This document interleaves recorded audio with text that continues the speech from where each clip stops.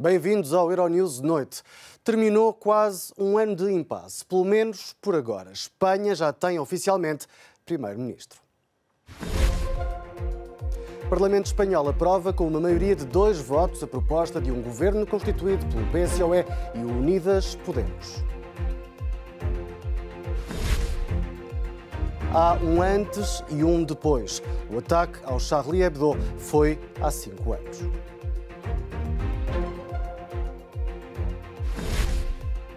E quais são os filmes mais aguardados no grande ecrã em 2020? É só uma questão de esperar pelo fim deste jornal.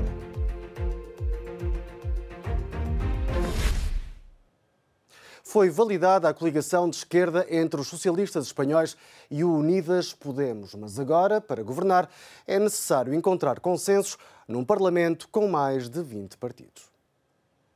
Al haberse alcanzado el voto favorable de la mayoría simple de los miembros de la Cámara, queda otorgada la confianza al candidato don Pedro Sánchez Pérez Castejón. A decisão há muito adiada em Espanha foi tomada esta terça-feira. Coube ao líder do Partido Socialista Operário Espanhol ser investido pelo Parlamento para formar governo, numa coligação acordada com o Unidas Podemos. Após uma segunda chamada às urnas em 7 meses, no ano passado, o acordo de coligação parece ter agradado a boa parte dos partidos. A promessa de diálogo com algumas forças separatistas permitiu a Pedro Sánchez pôr fim a um impasse político em Espanha e responder à oposição. Vocês colocaram tensão e mais tensão na situação para ver se por algum lado aparecia alguma nova oportunidade. Tenho confiança de que, superada esta votação, seja possível superar a atmosfera de irritação e crispação que os senhores trouxeram para esta Câmara. A coligação foi aprovada por uma escassa maioria simples de 2 votos e beneficiou ainda da abstenção de 18 separatistas, algo que a oposição não perdoa.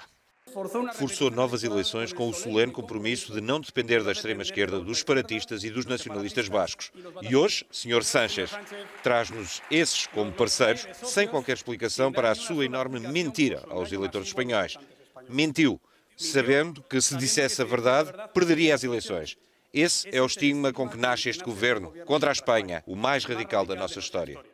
A investidura de Pedro Sánchez como primeiro-ministro de Espanha é oficializada esta quarta-feira. A composição do novo executivo apenas será conhecida na próxima semana. As exéquias do general iraniano Qassem Soleimani terminaram em tragédia. Uma debandada na cidade natal do líder militar fez dezenas de mortos e centenas de feridos. Mais de meia centena de mortos esta terça-feira durante as cerimónias fúnebres do general iraniano Qassem Soleimani em Kerman. Há mais de 2 centenas de feridos. A confusão instalou-se durante uma procissão fúnebre na sua cidade natal. Uma multidão exigia vingança e gritava "Morta à América" durante a homenagem ao general morto por um drone dos Estados Unidos perto do aeroporto da capital iraquiana. O centro de Kerman foi invadido por uma maré humana, semelhante à que varreu domingo e segunda-feira Teherão, a capital iraniana, e as outras cidades por onde passaram os caixões de Soleimani e dos seus companheiros de armas mortos pelo ataque. Trata-se do segundo maior funeral da história da República Islâmica do Irão, desde a morte do Ayatollah Khomeini em 1989. Chefe das forças Quds, numa unidade de elite encarregada das operações no estrangeiro da Guarda Revolucionária do Irão, Soleimani foi o homem que definiu a estratégia do Irão no Médio Oriente. A União Europeia ainda não respondeu a uma só voz ao assassinato de Soleimani e uma das razões que está a ser avançada é a imprevisibilidade da política americana. À medida que sobem as tensões no Médio Oriente, a reação da União Europeia demorou 3 dias a aparecer após o assassinato de uma figura militar de topo do Irão pelos Estados Unidos da América. Esta terça-feira, o chefe da diplomacia europeia, Josep Borrell, acelerou o passo, convidando ministros do Reino Unido, França, Alemanha e Itália para um encontro em Bruxelas. A resposta cautelosa da União Europeia pode ser explicada pela imprevisibilidade dos Estados Unidos, como explica este especialista. Penso que se trata de algo que preocupa muito a Europa, o grau de imprevisibilidade da política norte-americana. Isto é uma questão de longa data para os Estados Unidos. Temos tido dificuldades em elaborar uma estratégia relativamente ao Irão. Há décadas que mantemos uma atitude relativamente a este país, mas isso não é o mesmo do que uma estratégia. Para além das diferenças com Washington, a capacidade da União Europeia como ator a nível mundial é limitada pelas ambições dos vários Estados-membros. Por muito que a União Europeia aspire a fazer mais em termos de diplomacia e segurança, no fim de contas, em particular no que toca às questões críticas de política externa, estas decisões são tomadas pelos Estados-nação. Os Estados-nação têm que chegar a acordo, e principalmente os Estados-nação principais. Se queremos uma abordagem europeia mais concertada relativamente ao Irão, é necessário o acordo dos principais Estados-membros. Estes Estados, a saber o Reino Unido, a França e a Alemanha, reunidos nesta terça-feira, vão definir a resposta da União Europeia quando o resto dos Estados-membros se reunirem na sexta. Tudo sugere que o acordo nuclear é a principal prioridade. O acordo nuclear é a condição básica para impedir o Irão de construir a sua própria bomba nuclear. Esse mantém-se o nosso objetivo. É claro que não podemos aceitar que o Irão suspenda as suas obrigações. Nós vamos ter que reagir. Uma reação que deverá ter, ao mesmo tempo, que apaziguar dois países em total oposição, os Estados Unidos e também o Irão. Foi há 5 anos que um ataque em Paris trouxe a liberdade de expressão para o coração do fenómeno do terrorismo na Europa. Charlie Hebdo, Mercado Kosher e Montrouge. Há 5 anos, estes ataques terroristas realizados em 3 dias marcaram um ponto de não retorno, o início de uma longa série negra em França. Pouco antes do meio-dia, a 7 de janeiro de 2015, os irmãos Kouachi invadem as instalações do jornal satírico Charlie Hebdo. Matam 12 pessoas, ferem outras 4. Entre as vítimas, grandes figuras da imprensa livre e irreverente. Cherif e Said Kouachi são abatidos 2 dias depois. A 8 de janeiro, Ahmed Koulibaly inicia a sua odisseia. Mata um agente da polícia em Montrouge, no dia seguinte ataca o mercado judeu e mata 4 reféns antes de ser neutralizado pela polícia.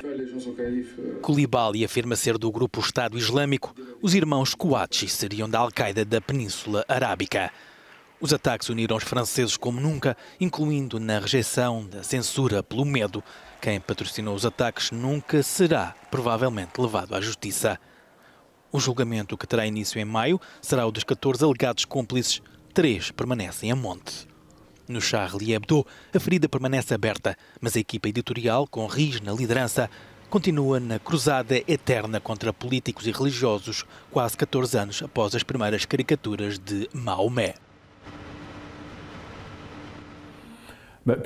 Publicar as caricaturas de Maomé hoje poderíamos, mas que significado teriam? Acho que existem outros tipos de blasfémias. A própria noção de blasfémia foi infelizmente além do que é simples.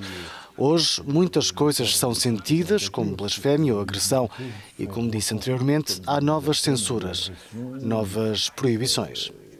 Como je le disais précédemment, il y a des nouvelles censures que se sont mises en place.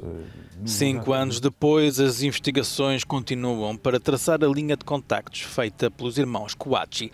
Talvez um dia saber se há mais sobre os ataques que marcaram um ponto de viragem na consciência coletiva dos franceses. Ler um jornal é um ato de envenenamento. Foi desta forma que o presidente brasileiro lançou mais um ataque aos jornalistas, profissão que considera estar em vias de extinção.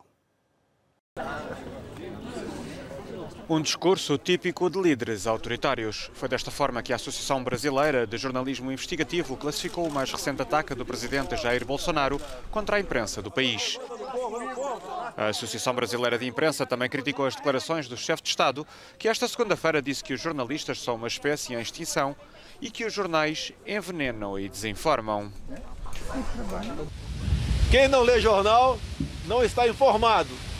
E quem lê está desinformado. Tem que mudar isso.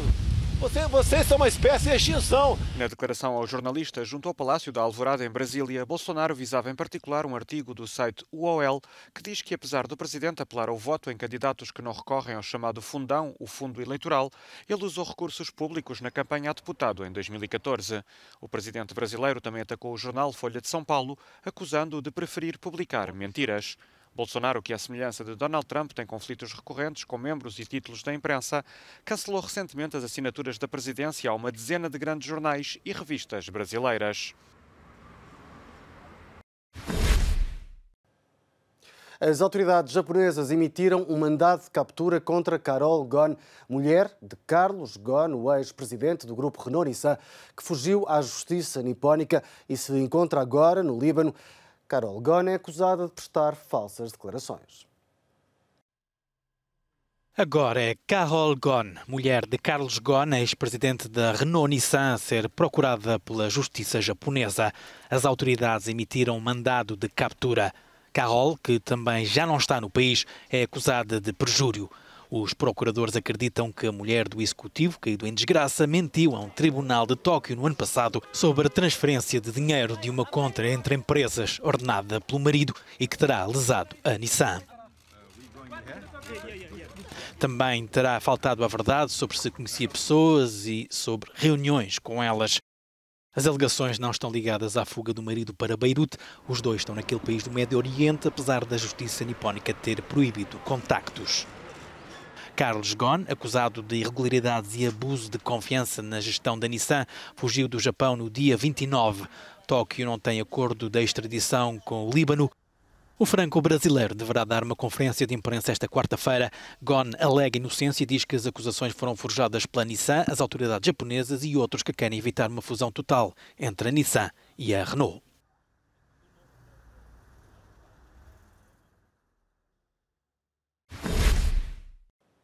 Ano novo, filmes novos. 2020 acabou de estrear e já há grandes sequelas no horizonte.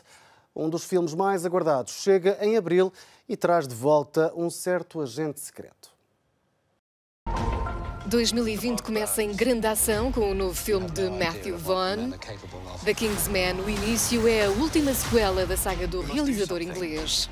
Depois de Kingsman, o Serviço Secreto, e Kingsman, o Círculo Dourado, que foram um sucesso de bilheteira. O novo filme estreia internacionalmente em fevereiro. Come on. We are the first independent intelligence agency. Preserving peace and protecting life. Welcome to the club. A ficção científica chega diretamente da Rússia e entra no cartaz das estreias de cinema com o filme Coma.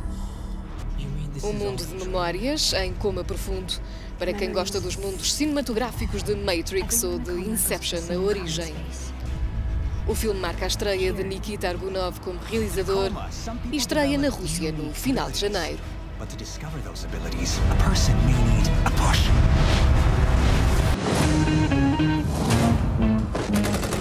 Guy Ritchie volta ao género gangster em The Gentlemen, Senhores do Crime. O elenco é um autêntico desfile de estrelas, como Matthew McConaughey, Colin Farrell ou Hugh Grant. O filme estreia em Portugal a 27 de fevereiro. Not by acting like a king, by being the king.